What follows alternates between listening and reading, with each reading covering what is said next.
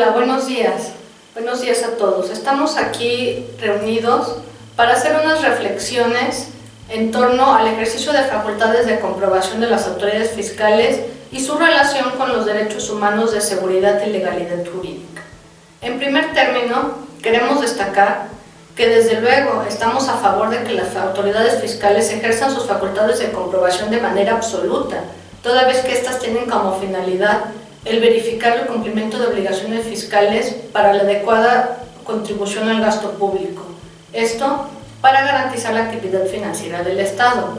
Pero sin embargo, también consideramos que estos ejercicios de facultades de comprobación tienen que apegarse al texto legal y constitucional. De esta forma, como sabemos, el Código Fiscal de la Federación en su artículo 42 establece el cúmulo de facultades con que cuentan las autoridades fiscales para verificar el correcto cumplimiento de las obligaciones fiscales. De esta forma, se establece que las facultades pueden realizarse de manera conjunta, indistinta o sucesivamente. De esta forma, como lo hemos vivido la mayoría de los contribuyentes, es muy común que se esté practicando una visita domiciliaria o una revisión de gabinete y a la par se esté compulsando a nuestros proveedores, a los bancos, a los notarios. Con esto, la autoridad fiscal cierra el círculo para realizar una adecuada verificación de cualquier operación y su impacto en la tributación. De esta forma, hoy queremos hacer un breve recuento, análisis y comentarios en relación al ejercicio de facultades de comprobación que en fechas recientes ha venido realizando el Servicio de Administración Tributaria frente a un régimen en específico, el régimen de asimilados a salarios. Este ejercicio de facultades de comprobación relativo a la fiscalización del régimen de asimilados a salarios tiene un vínculo con las listas del 69B del Código Fiscal de la Federación. Como sabemos, ha habido empresas que se dedicaron a emitir facturas falsas y estas facturas falsas han llevado al fisco a implementar procedimientos para determinar estas operaciones y subsanar el hueco fiscal que dejan. De esta forma, ha llegado a emitir exhortos a todas las personas que recibieron importes considerables bajo el régimen de asalariados de empresas que se encuentran listadas en el artículo 69B. ¿Qué pasa con este tipo de actos de fiscalización? Que la autoridad exhorta a los contribuyentes a que regularicen su situación fiscal. Y este exhorto, al final del día, tiene una repercusión muy grave e importante, que es que está llegando al extremo de desconocer un régimen de tributación para profesionistas independientes bajo el régimen de asimilados a salarios. Ello, cuando es un régimen fiscal válido, tan es así que se sigue encontrando regulado en la Ley del Impuesto sobre la Renta. ¿Y qué pasa? Que la autoridad fiscal está sugiriendo o invitando a los contribuyentes que recibieron ingresos por asimilados a que realicen el pago del impuesto que debió de haber sido retenido por las personas que le pagaron los servicios por asimilados. De esta manera, está imponiendo al prestador de servicios una carga tributaria que en estricto sentido debió de haber sido retenida por quien le pagó. Y el SAT argumenta que ese impuesto retenido no ingresó al erario público. Sin embargo, consideramos que estas facultades están implicando que quienes prestaron los servicios realicen un pago que debió de haber sido en su momento fiscalizado previamente a la autoridad, ante la entidad que no enteró esas retenciones y no a quien recibió el ingreso. De esta manera, el fisco está generando un impacto económico en quienes realizaron servicios bajo el régimen de asimilados.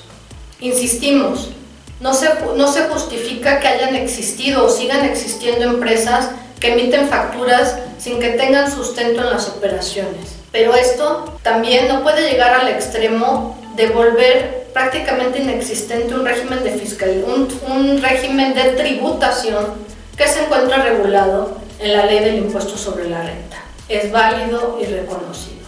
¿Qué pasa?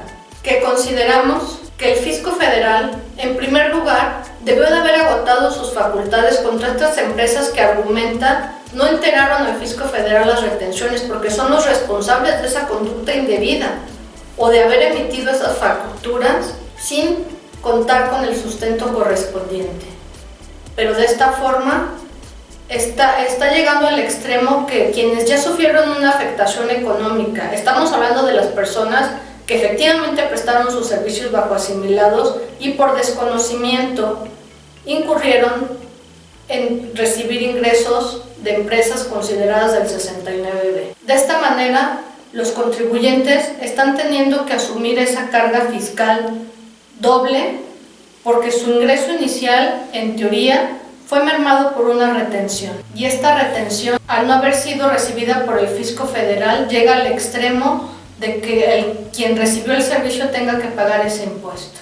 De esta manera, el Servicio de Administración Tributaria ha ejercido una serie de actos de fiscalización o de exhorto a los contribuyentes, ha ejercido exhortos a los contribuyentes previos al ejercicio de facultades de comprobación, invitándolos a pagar ese impuesto y señalando la comisión de posibles delitos fiscales e incluso la comisión del delito de lavado de dinero. ¿Qué implica esto en último sentido? Si los procesos de investigación de las autoridades fiscales indican la comisión de delitos tales como el de lavado de dinero, además de diversos delitos fiscales, el obligar a los contribuyentes a realizar el pago de las contribuciones omitidas no estará incurriendo el fisco federal en una legitimación de esos ingresos. Segundo, ¿qué tan válido es que las autoridades fiscales realicen realicen exhortos previos a las facultades de comprobación buscando una recaudación sin haber agotado los procedimientos exhaustivos de revisión fiscal y la posibilidad de defensa de los contribuyentes? Porque ¿qué pasa? En esta primera etapa de exhortos previo al ejercicio de facultades de comprobación, la mayoría de los contribuyentes están realizando el pago correspondiente, lo cual es muy válido en los supuestos en que efectivamente se haya incurrido en actividades que no cuentan con la materialidad suficiente. Pero en muchos otros casos también hay contribuyentes que se ven rebasados por la exposición a esta posible contingencia y que posteriormente tendrán que ejercer y enfrentar los procedimientos de fiscalización en específico. De esta manera, consideramos que el Servicio de Administración Tributaria o las autoridades fiscales no debieran trasladar a los contribuyentes la obligación o la carga de verificar a sus proveedores, qué es lo que está pasando con las listas negras y con estos procedimientos de fiscalización.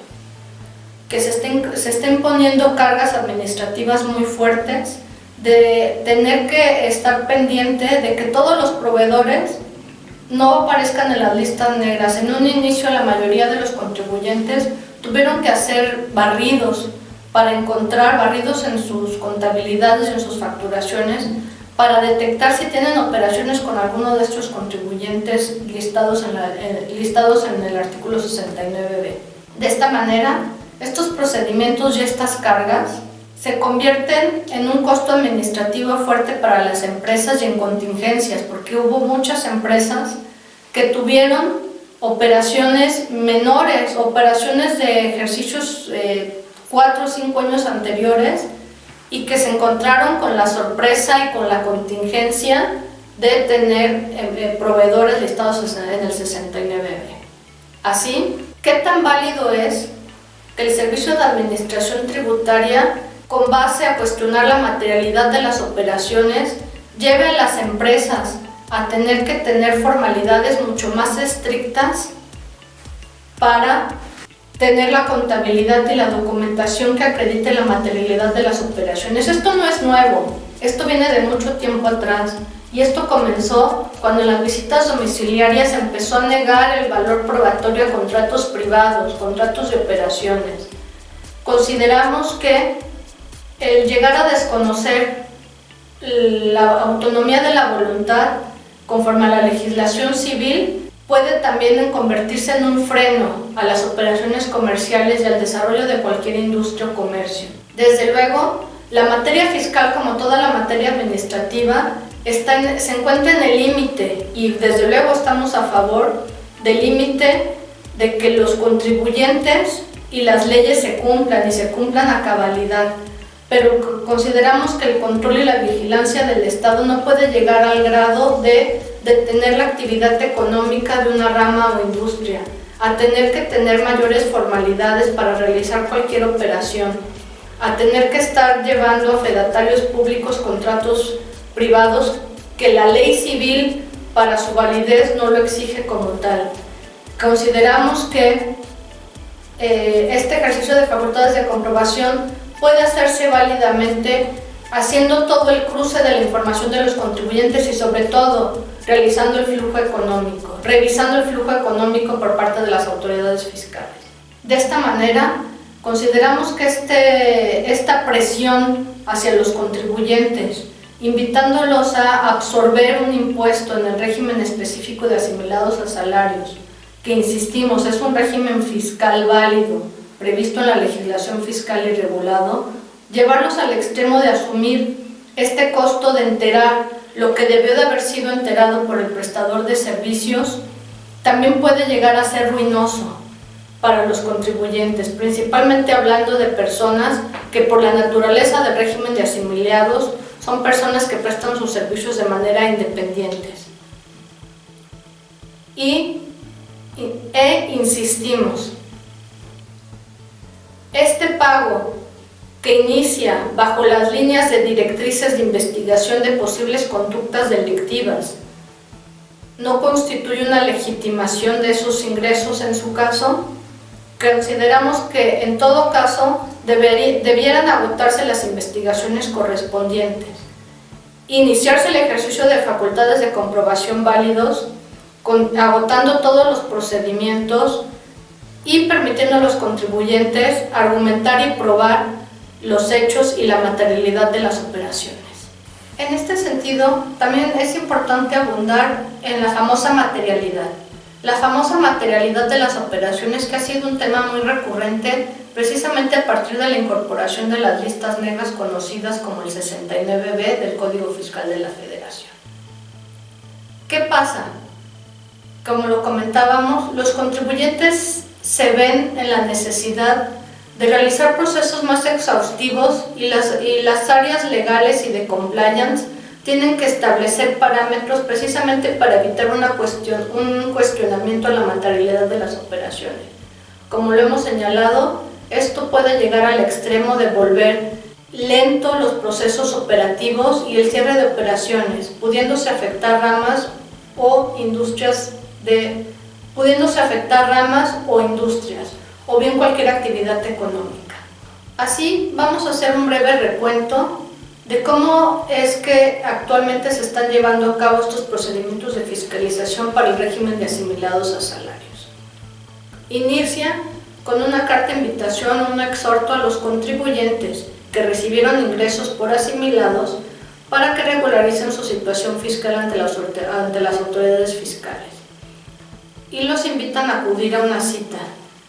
En esta cita se realiza un recuento de las operaciones del contribuyente, se exhiben los ingresos que obtuvo por asimilados a salarios, las empresas que les pagaron, y se les señala que las retenciones no fueron debidamente ingresadas al erario federal. De esta manera, se le solicita al contribuyente que realice el pago de los ingresos correspondientes a esos asimilados a salarios, trimutándolos, cambiándolos de régimen y enviándolos al régimen de otros ingresos. Una vez que el contribuyente autocorrige su situación fiscal y esos ingresos son catalogados, esos ingresos que originalmente eran asimilados a salarios y son remitidos por el contribuyente bajo el esquema de autocorrección al régimen de otros ingresos, el contribuyente tiene que realizar el pago de las contribuciones faltantes por esta reclasificación de ingresos. Como destacamos, todavía no estamos ante el ejercicio de facultades de comprobación, es una autocorrección que realizan los contribuyentes. De esta manera, tienen que asumir esa carga fiscal y realizar ese pago del tributo que, insistimos, Si la línea es la probable comisión de delitos fiscales, este pago no implicará una legitimación de recursos. Segundo, una vez que el contribuyente realizó esta reclasificación de ingresos, tiene que pagar el impuesto al valor agregado, lo cual implica también otra carga tributaria importante. Todo esto sin que se hayan realizado las facultades de comprobación. En caso de que el contribuyente no realice el pago bajo este esquema de carta invitación o exhorto previo al inicio de facultades de comprobación, lo más seguro es que las autoridades fiscales ahora sí inicien su ejercicio de facultades de comprobación en términos del artículo 42 del Código Fiscal de la Federación y en su caso continúen las investigaciones de los delitos correspondientes. De esta manera, la autoridad fiscal cierra el círculo de estas probables conductas omisivas de contribuciones. Sin embargo, consideramos que previo a este ejercicio, no obstante el interrogante de la posible legitimación, creemos que la autoridad fiscal en primer momento tuvo 5 años previos para detectar las prácticas omisivas en el entero de retenciones por parte de las empresas fraudulentas, porque hasta 5 años posteriores o cuando las empresas fraudulentas ya no existen o son de imposible localización es que se recurre a quien recibió el ingreso para que absorba esta carga tributaria. Por lo anterior, creemos que en aras de la seguridad y legalidad jurídica de los contribuyentes, es importante que cualquier actuación de las autoridades fiscales se encuentre dentro del marco establecido en las leyes. ¿Esto qué es? Que las autoridades fiscales ejerzan sus facultades de comprobación con base a los procedimientos y requisitos que establece primero el texto constitucional y después el Código Fiscal de la Federación, para de esta forma los contribuyentes también puedan ejercer sus medios de defensa, aportar las pruebas y desde luego que cualquier ingreso que implique el pago de contribuciones omitidas en su oportunidad no constituya una legitimación de ingresos indebidos. Con esto cerramos estas breves reflexiones que, como lo comentábamos, más que un análisis exhaustivo, queremos dejar sobre la mesa puntos interesantes que nos abran un debate, para lo cual estamos a sus órdenes en las redes sociales y en la página de American Legal, con la cual vamos a estar pendientes de sus comentarios, para de esta forma cerrar la pinza de este diálogo.